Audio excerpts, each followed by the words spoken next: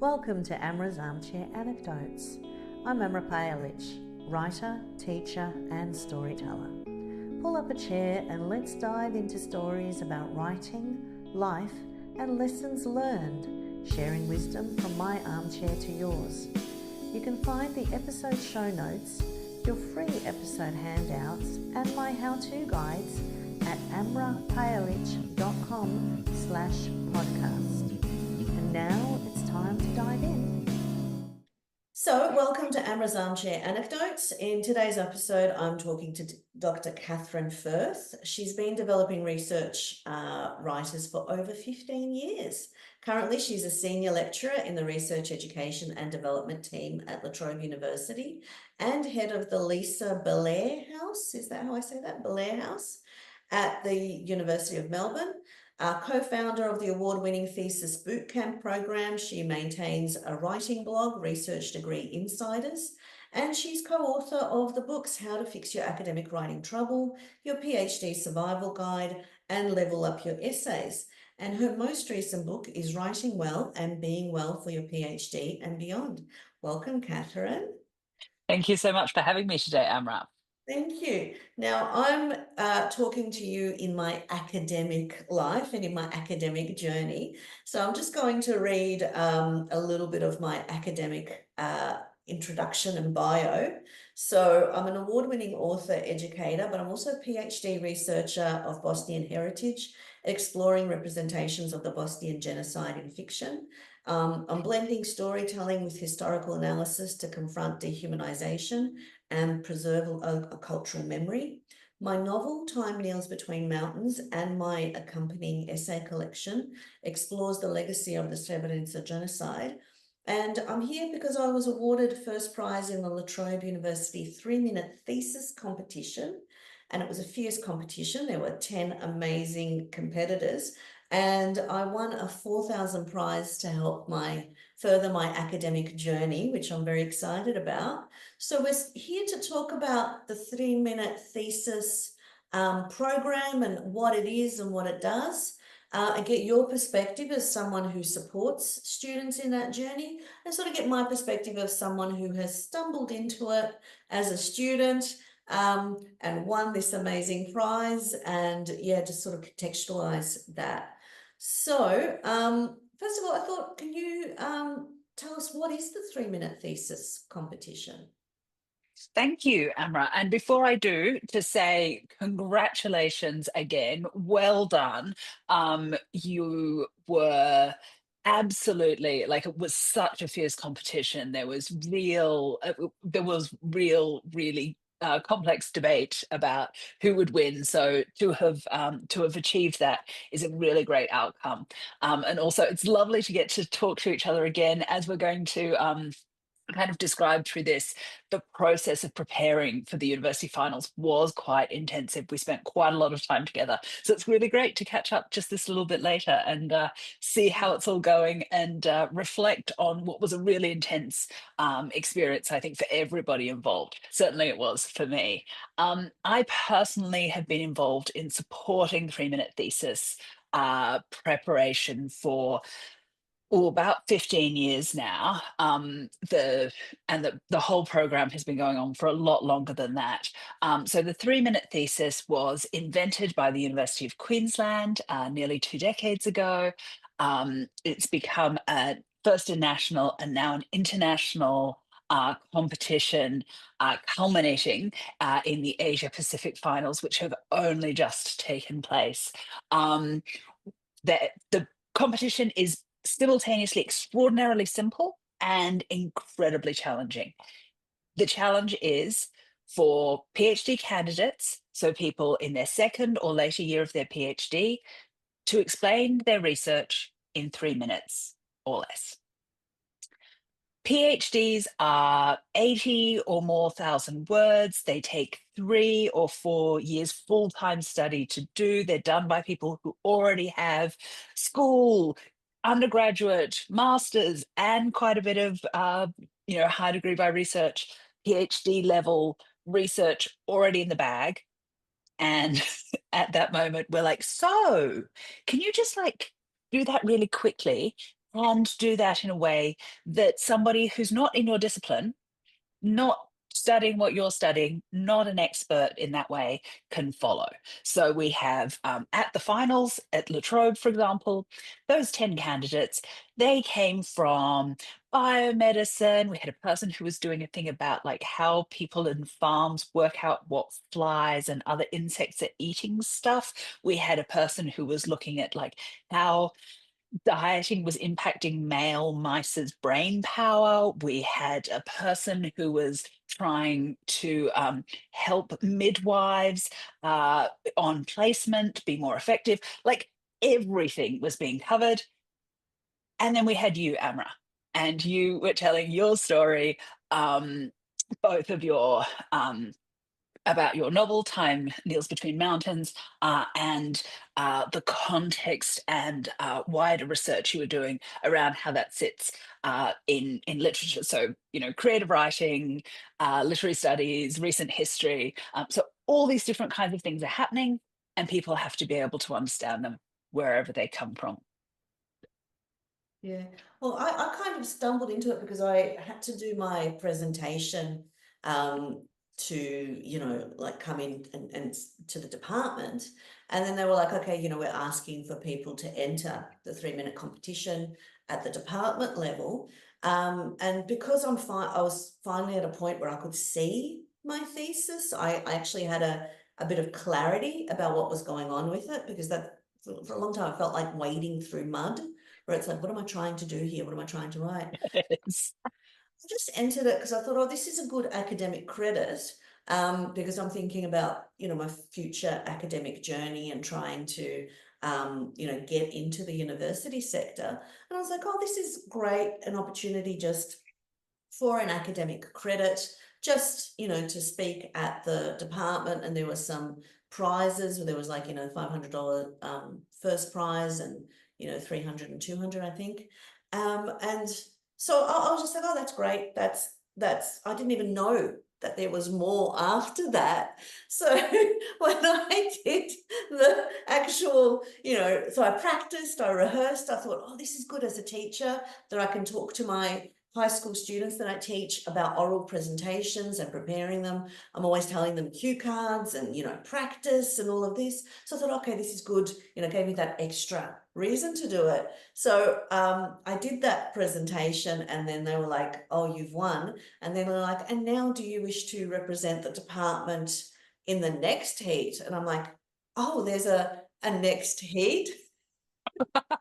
and there are so many rounds because there's the department. So at La Trobe, as in most universities, there's like schools and departments do them, and then it goes up to the university finals, and then it goes on to the Asia Pacific semi-finals, all of which you got into.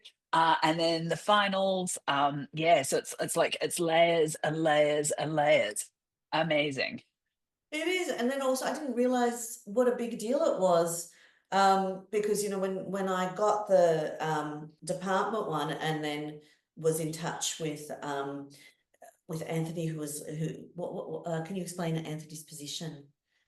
Oh, he's the director of graduate research. So every department has an academic who helps coordinate all graduate research sort of training, ethics, admin, works with all the doctoral supervisors, is a first port of call for students who need to go above their supervisor for whatever reason, and interfaces with the central graduate services for things like policy changes and things like, please, can you find me a whole group of people to do 3-minute thesis, because that's a really important part of what they do. Yeah.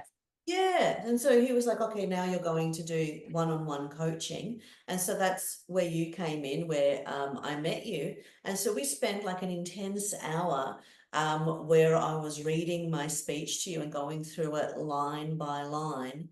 And we were tightening and looking at, in a sense, what was interesting for me was looking for codes for how to sort of tell what the story of my thesis, but how to use coded language. So I remember we were talking about, this romance that I had, and you're like, Romeo and Juliet romance. And as soon as we use that code, we know that it's a doomed romance in a sense. Yeah, because there was a stage where I was like, did they get together and live happily ever after in the end? And you're like, no, Yeah. no, that's not the story.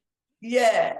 And so it was really fascinating because, for me to write that first speech, I had to go online and I found like an outline that I could use to write the structure. And then I was editing and really trying to get it down. And then it was just interesting how we really then went into it further, word by word, to really kind of strengthen every bit of it. And then also there was a little bit of, rehearsing with you, and you giving me pointers. And the other thing that was important and I sort of didn't realize was the slide and the Mm. slide. So you only get one static slide that you can have as your background. So that was another really important thing that you had to think about, and how will that, connect with the audience. Um, What was actually really interesting is that the way that we worked together, every person I worked with, what they needed was totally different. So I had some people where what they kind of really needed was more of like the emotional heart of the story. Or I had other people where the things that weren't clear were really obvious things. I was like, you've used a whole load of acronyms there.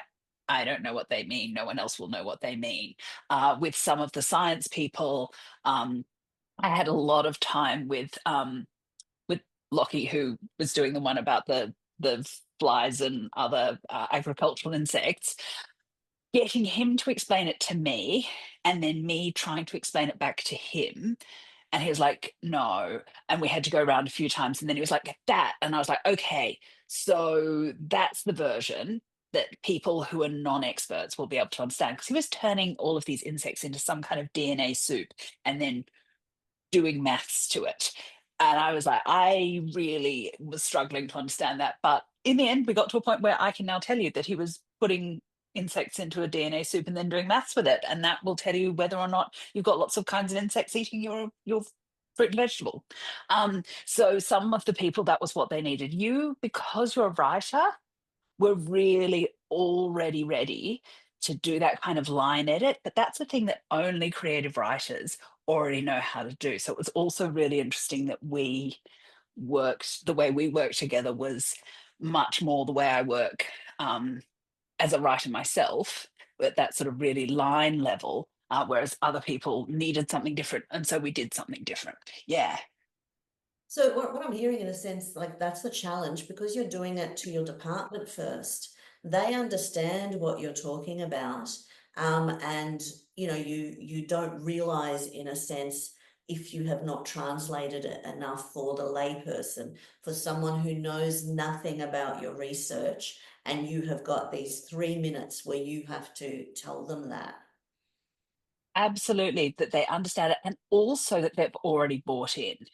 That you're doing it. We have a cancer research centre. Everybody in the cancer research centre absolutely believes that killing cancer is the most important thing. They've all already given their lives to it, and so that wasn't a hard sell. That's also not usually a hard sell. Most people agree that that's really important. Whereas we have other kinds of projects where people had to explain, Yeah. actually, my research might not sound like it's very interesting, might not sound like it's really relevant, might not sound like it's important, but actually it is. And here's how, even though you've never thought about it before, it's actually really relevant to you. Yeah. So what would you, in terms of people who, like me, stumbled into it and were like, okay, I'm just going to do it for my department as, the academic credit, how would you advise them to sort of start the process? Like for me, it was finding the structure for how to write the thesis and sort of putting it together based on that. What other tips do you have? The main thing that is important is really to understand why it matters to you. Human beings really respond to other humans. They really respond to your authenticity, to your feelings, to your passion. And so, if you've worked out what really why you got into it, or remember why you got into it, perhaps years and years ago, then that can really help you connect to the kind of electric third rail, the kind of heart of the story, and that then I'll go a long way listening to people who I have no idea what you're talking about, but I know you care. And that really is something that can bring audiences with them. When we run the workshops, so there were workshops about this that we run to support that. We've got an online module that kind of gives advice about it. So we sort of also give some technical advice around it. Um, and we definitely recommend that people spend time to to identify what their story is, give some kind of beginning, some kind of middle, some kind of end, um, and to start and end with something that's really strong. One of the candidates for the finals didn't make a time to see me one on one. And I was chatting with my colleagues later, and they were like, was that the person who didn't come? Because they could guess. And what was really obvious about it was that his beginning and his end were not as strong as the people who'd really rehearsed. Start with a joke, start with a like unbelievably shocking and surprising or enormous fact. Start with how it relates to you, start with why it matters, those kinds of things. People are really keen to come along if you'll just give them a way in. So really give them a strong way in, and then really kind of return to that in the conclusion, so they can remember it when you've walked off the stage, because then they can remember what it was that you said. So when they're voting for you, they're like, oh yes, that one, that was really strong, that was really significant for me. So there's also, I'm sure every university will sort of have some of the things that you were talking about in terms of the modules, in terms of opportunities for to talk to people. So, getting those opportunities, taking advantage of them, uh, is something that we're really sort of saying is pivotal. Yeah. Absolutely, absolutely. It's like starting. You don't have to start with a blank page. You don't have to do it on your own. It's been going forever now. You can also jump online. UQ has really great resources, has videos of previous winners, and a whole range of things. Most universities will also have that. So you're not starting with like, what do I even do? You can go and listen to a whole load of people whose work sort of looks a bit like yours and go, oh, that's how they've tackled it. I could do something similar. Yeah. Well, I was very silly and I didn't do any of that. So I was completely blind. Also, break the rules, do whatever, have a go, because as you can see, even just stumbling into it, it's easy enough. The idea of it, I've just got to explain it in Yeah, 3 minutes. I I mean, it think. was challenging, but it also wasn't impossible. No, no, I think, I mean, the advantage for me, as you said, is that I'm a writer, and so that creative background and the writing part held me in good stead. And then also I've had a lot of experience with public speaking. So I came in with those two strengths, but I did really find the opportunity to get the coaching from you, and then later with Anthony for the final and that refining really, was invaluable, really made a difference. I just also wanted to talk about in terms of we had the department heat, so that was just in a room in the university with, people who showed up. But when we had the actual latrobe heat, like that was full on because we had a rehearsal beforehand in the actual space to see the auditorium. And then on the day, there was live streaming and recording, and you as the MC. So, yeah, I just wanted you to contextualize that also. Absolutely. So the 3 minute thesis is one of our flagship whole of university researcher development events. And it had been a little bit pre-COVID, it was massive. It was bigger than Ben Hur. There's no way you wouldn't have known about it. It's gone a bit quieter. It all went online for a few years, and then we were sort of bringing it back.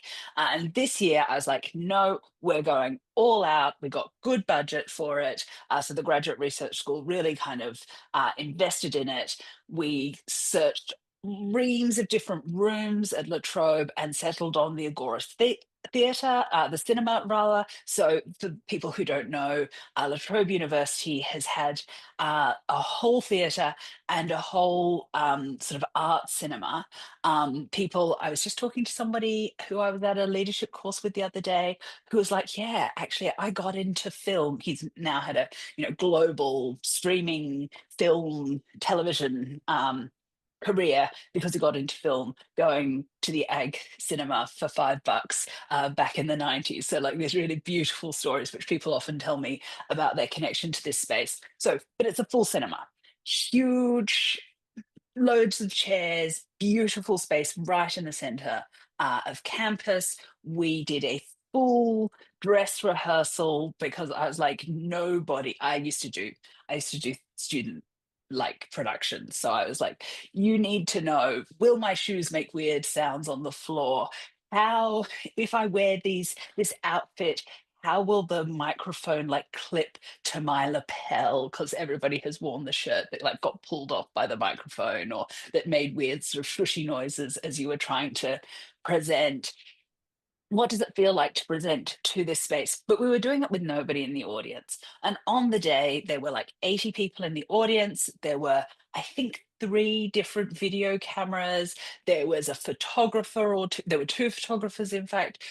So it was like, it was bigger than Ben Hur. And for most people, especially either the biggest thing that they'd done like that in a very long time, and for some people, the only time they'd ever stood up in what was basically a television audience, a live television audience, broadcasting right across the state. La Trobe has campuses right across Victoria and across the world. We had audience from all over the globe. So it was a really, really full scale event. Um, and it's yeah, and then we take video from that event, and that video goes off to the finals, which are all up on the UQ website. Yeah, so it's a really big, really full scale experience with catering afterwards. And it's one of the things that we really see as one of the few ways that we bring people together physically and synchronously across La Trobe. Yeah, I mean, I was so relieved I was there for the dress rehearsal, and I really had that chance to prepare. And also, we had a conversation where my topic is quite dark, and it's about genocide. And I was like, put me on last because I bring the mood down, and so I think that worked very well.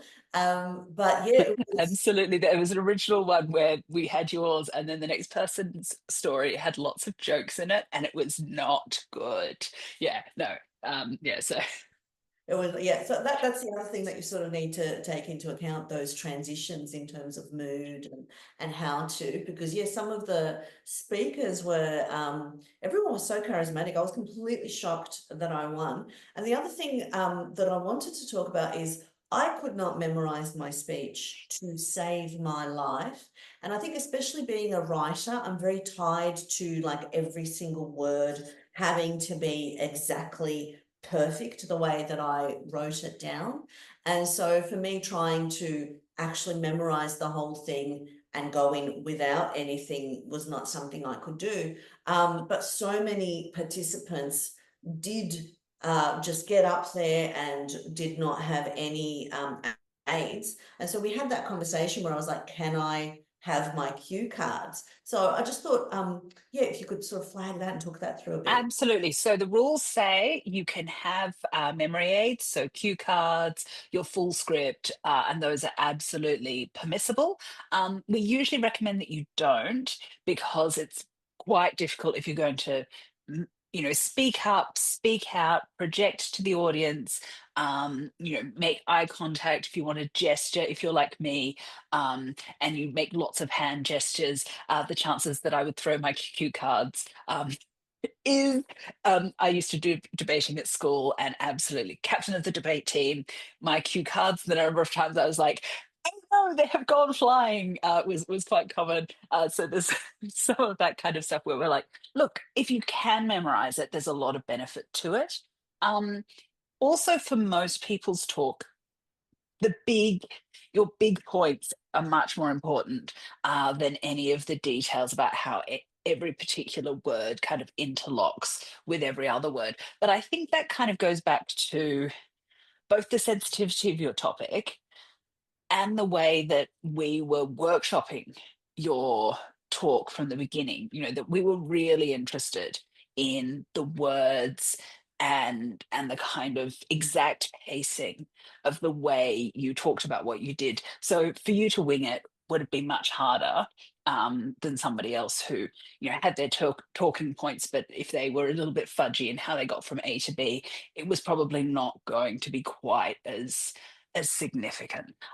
Yeah, so you can have a memory aid, but we often recommend that you at least try to go with that. Yeah, so I just wanted to talk through the technical aspects of my memory aids. So I did my speech in Word 18 font, nice and big, because I can't read things without my glasses. They had to be nice and big.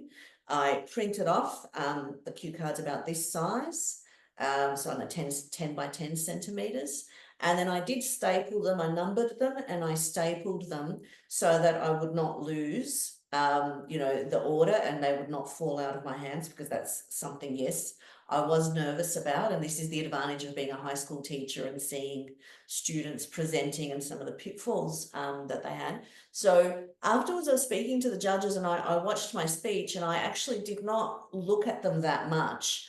I was able to maintain eye contact significantly. I had actually rote learned quite a bit of it, but I just could not, trust myself not to have that exact order, and to have that exact flow. And also, yes, the language was very important in terms of the words that I used. So for me, that was the best decision, and I managed to win with that. So I guess that's one thing to think about in terms of what your speech is like. Is it something where you can tell the story and capture the general story of it? And there are also people who are using their slide as the memory aid, where they were actually using it to tell the story of their thesis, and they were able to do that. So, I guess the point to be made is there is no one way of doing it. Each thesis and each topic and each discipline will inform the way that you might want to do it. But I just want to make others like me feel okay about the fact that yes, you might need a memory aid. And then we recorded again for the Asia Pacific final. So I worked with Anthony on that draft also. And I recorded that on my phone, and I have an app that is an auto cue app. And so I was able to revise with him again, put it on the app and record myself on my phone, and do another version that was tweaked again for the final.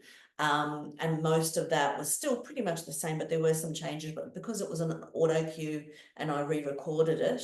And so that's the other thing that, it might change each time. If you are progressing, you do have that opportunity to refine, to improve. And you really should.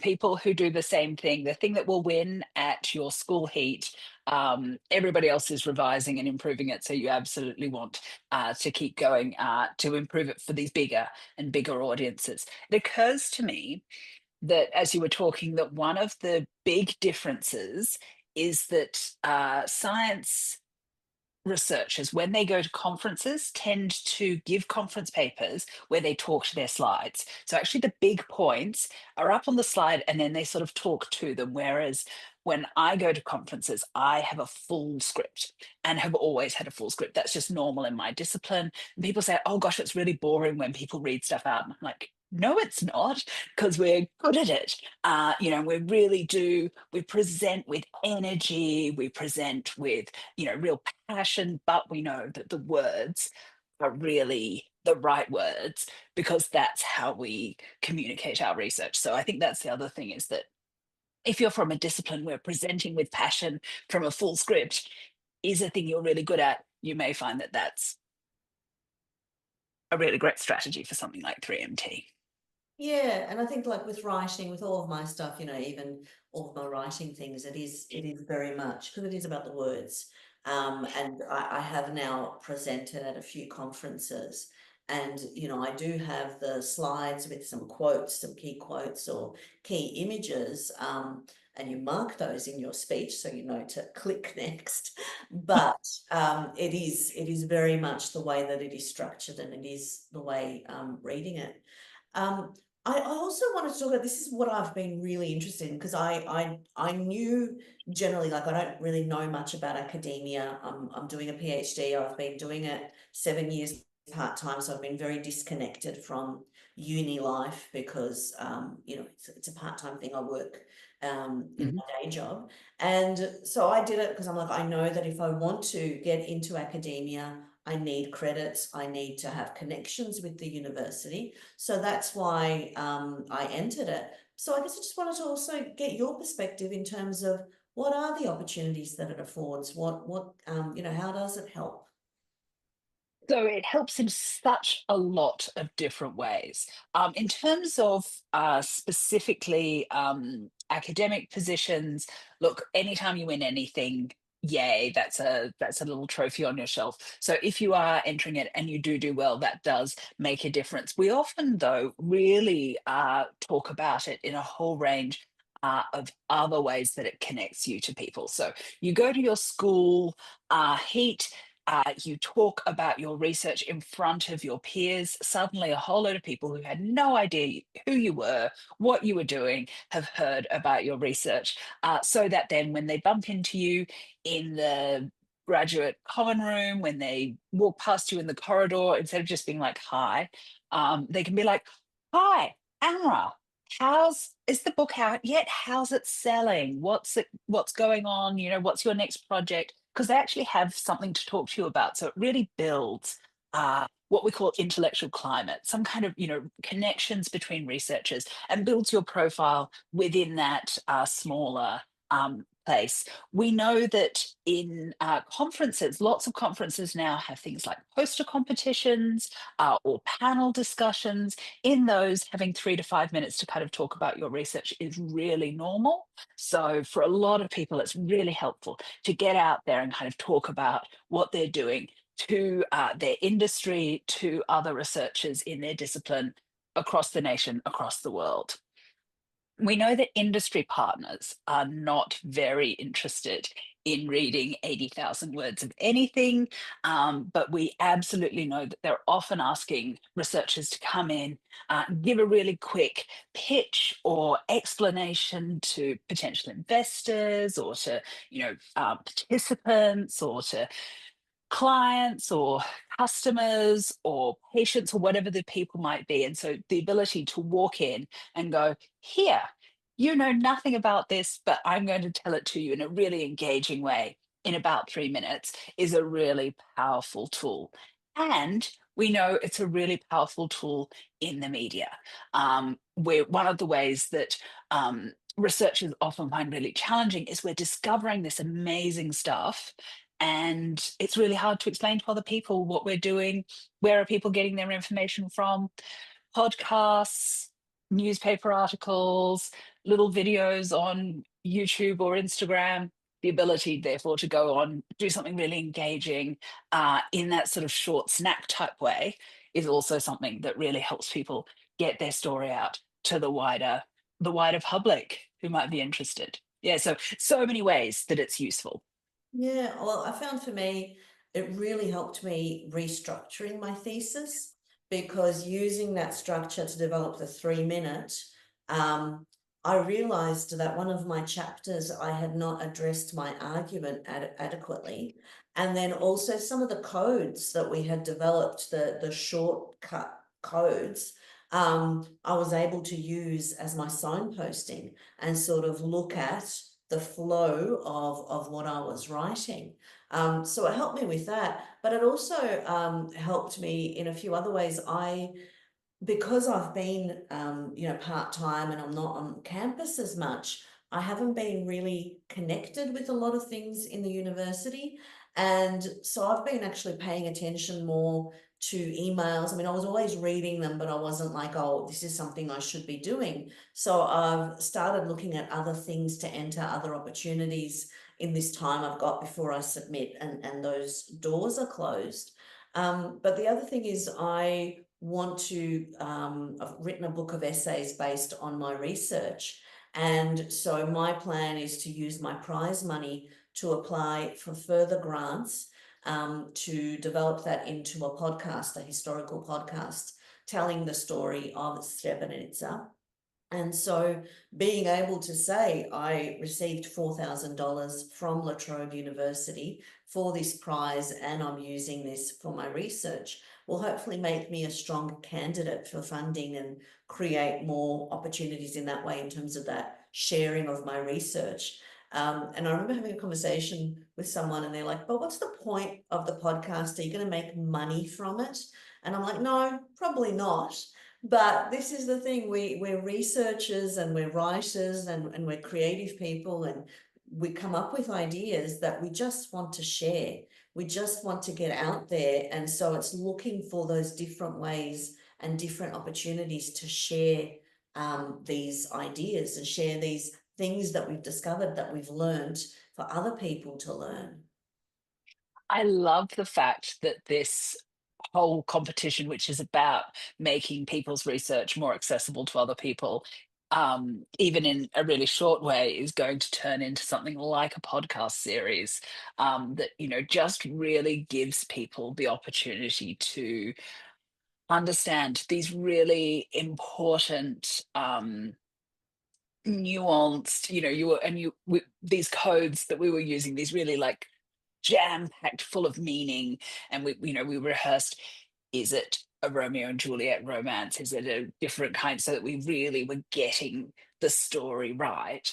That you're going to have a chance to unpack that in the way that I love to listen to really discursive podcasts. I hope people like that too, because this is definitely what we're doing today. Um, but like that we're going to have that that you that accessibility is just building more accessibility, because that's amazing. I love that. That's the thing. And I think what I got out of this is I just really wanted to encourage more people who are in my position, where you're just working solo on your thesis, on your writing. The only people you're engaging with really on an ongoing basis are your supervisors, and they're the only ones that sort of know everything that's going on. And just, having that opportunity to, because I loved meeting the other researchers. I loved sitting in the auditorium and hearing all these other researchers speaking about their writing and their ideas, and what they had discovered with passion. I've connected with some of them on, LinkedIn, on social media. And so that opportunity for connection is really, key. And just, you never know, like one of the things that I've discovered along the way is some of my best ideas have come through just random conversations with people, where I'm just talking about something that is going on with me, and suddenly someone throws something into the conversation, and my brain starts spinning on it. And that's what these opportunities are also. It's that opportunity to sort of talk to people in the same position and see, where could it take you? Could it be another collaboration? Could be a sharing of ideas? So yeah, it's been really wonderful, and a big confidence booster, which we were talking about also, because Yeah. you're sort of like, I think this is important and I think this is life-changing, and sort of getting that confirmation and hearing from other people after, the 3-minute thesis, and they hear what you're doing, seeing, people's interest, just confirms like, yes. And for me, if I had any doubts about making this podcast a reality, they have now very firmly been put to bed, because it's like, no, this is something that is important, this research is important, and keep moving forward towards that goal. So yeah, it's been a wonderful journey, I have to say. Ah, that's precisely what we're hoping happens for everybody at every stage of the competition. I mean, obviously, you've had this and your work is so important and will have such, such significant reach. So that's absolutely fantastic that you're feeling that at that level. But even the people who just participate in their school level heats have often said, ah, I had people listening to me really hard for 3 minutes and then later coming up and saying, I had no idea about this. This sounds really fascinating. Can I hear more about your research? And for the first time, they felt like actually their research matters to people who aren't their supervisor. Yeah, so I think that that's just for every level. It really does have that really huge power. And obviously, the further up the chain you go, the more that is amplified. Yeah. Well, even when I did the presentation, not the 3 minute thesis one, but just where I had to do a Mm. milestone presentation, I ended up being the only one. And so for a whole hour, it was just having a conversation with everyone in the room where I just kept talking about my research because the, questions kept coming and observations. And I had that moment where it was like, oh, this is, this matters. What I'm doing matters. So that's the other thing that I really like. I think that this is a new thing now with when you're doing your thesis, you have to actually do presentations either at your department or but your supervisors have to be there. And so there have been those department presentations. There've been virtual ones. There were ones that were happening at like a pub where people were meeting, and then now, also at the university. And they really matter too, because when you do have to articulate as you are progressing, like obviously every time I've presented, for the first stage, the middle stage, the end stage, the presentation has been different. I've been figuring out what I'm talking about, figuring out my focus. But doing those presentations did help me through that process and did help me get there.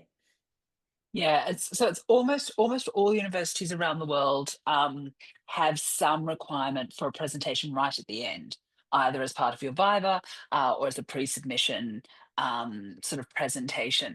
But it's become more common to expect people to talk as they're going because, as you say, there's this moment. Sometimes it's been 7 years, like you, and you're like, does anybody care? And that's actually not a feeling anybody should have in the university because universities are communities of scholars and we do care. We're so interested. And so it's so powerful to both be creating your ideas in conversation, as you say, but also to have people like clap at the end and be like, that's great. Like, no, people don't give you enough claps in academic life. You should have more. No, and yeah, like it does really. I think also one of the things that I was talking to my supervisors and to other people is like that end, it becomes even harder right at the end somehow. Mm. I think that fatigue accumulates, and the fact that you're going through so many drafts, and each time supervisors are getting more and more sort of, rigorous in comments and in feedback. And so somehow it gets harder. And so having these moments where you're connecting and you're having that bit of a boost, it helps you kind of push through and get that momentum and get that impetus that you really need. Because I did, there were quite a few stages where I was like, I'm pulling out. Mhm. No, I think I'm done. And I would have, different people like, come on, I've had my daughter, I've had my husband, I've had my supervisors, I've had my, PhD friends, like, oh, come on, you're so close. Are you sure? Let's just, one more, come on, you can see the light. So you do sort of need that community around you, because even though it is a solo project, it is exhausting. It's so hard at the end. And so everything you can do that kind of gives you these moments of light, bright encouragement are worth pursuing. So I just wanted to check, were there any other tips and tricks, anything that you think that we sort of might want to mention for people who are wanting to enter the 3 minute thesis? Go for it is my main advice. There's so much to be gained, in terms of understanding your own project, in terms of connecting with other people, in terms of getting encouragement, in terms of building your skills, whether you're interested in academic progression or going out into industry, or just, when people say, oh, so tell me about your research, instead of going, oh, at a barbecue, oh, don't worry about it, nobody would understand it. You're like, actually, I've got a really good version. Do you want to hear it? It's got jokes in it. So whatever, or not in your case, but I have a novel that you could read that I highly recommend. Time Kneels Between Mountains. Um, but you have ways of kind of connecting your research to other people. So nothing to lose, everything to gain. It's a really affirming process. It's scary, but it's also so rewarding. So definitely go out, have a go. 3 minute thesis. I mean, I've been championing it for years and years because I see just how good it is and just how good it is for candidates. And so, yeah, anybody who's listening, have a go. I agree. I have to say, as I said, it was just an academic credit, just, and I was very nervous. I was practicing for like 2 weeks. Every day I went into a quiet room on the day and I was practicing it again over and over to try and lower my nerves. But then when I came to the presentation, because it was so nice and informal and it was just the department, I didn't feel intimidated. I was like, no, I can do this. And I kind of calmed down. When I had the heat where it was like in the Agora Theatre and everyone, that one was nerve-wracking. And that one, but I think the good thing about that, because I was last, and I was watching all these amazing presenters, I was like, oh, I don't have a hope in hell of winning.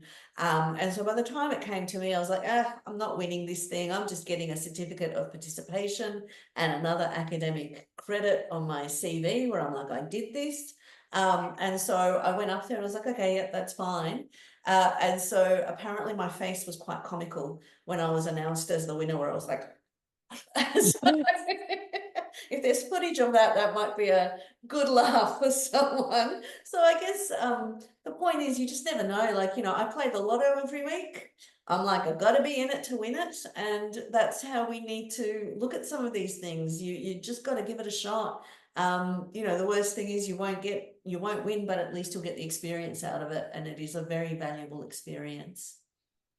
Nothing to lose. No. Well, thank you so much, Catherine, for having the opportunity to have this conversation and to really sort of broaden this discussion about the 3 minute thesis and hopefully help some other graduate researchers who are wanting to think about this to make that leap. Thank you so much. And thank you so much for having me on your amazing podcast. I hope it keeps going from strength to strength, and can't wait to hear the next one when it comes out about your essays and your research. Thank you so much, Catherine. Thank you for listening to my interview with Dr. Katherine Firth about the 3 minute thesis competition. I will now be including my 3 minute thesis application, so you'll be able to listen to it. This is the one that went to the Asia Pacific heat, and I will also include a link to the initial Latrobe heat, which is the one that I won. Thank you.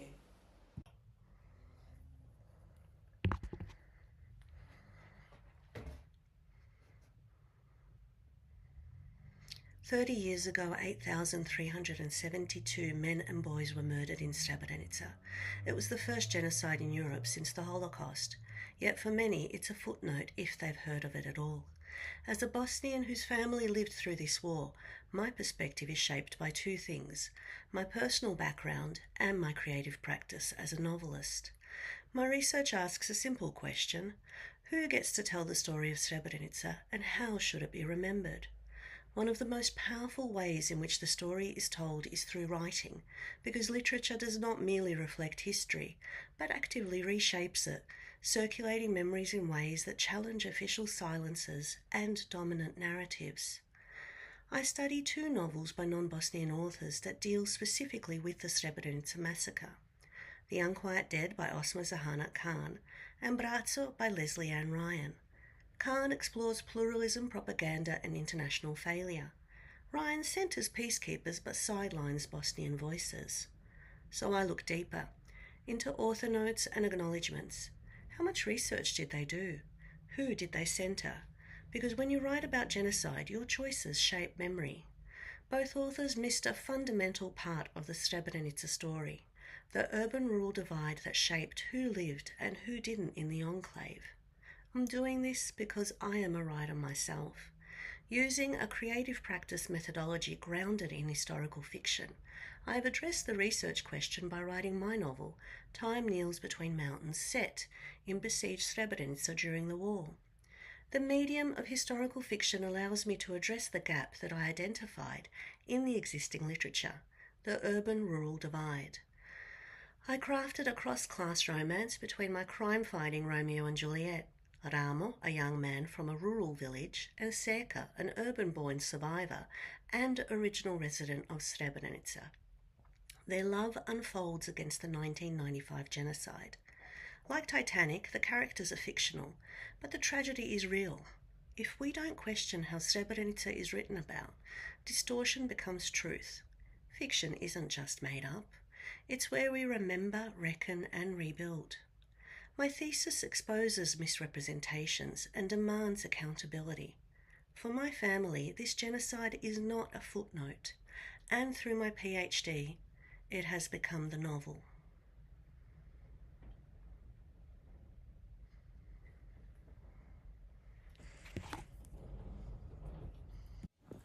Thank you for tuning in to Amra's Armchair Anecdotes. If you enjoyed today's episode, don't forget to subscribe and follow for more insights, stories and inspiration. From my armchair to yours, remember, every story begins with a single word.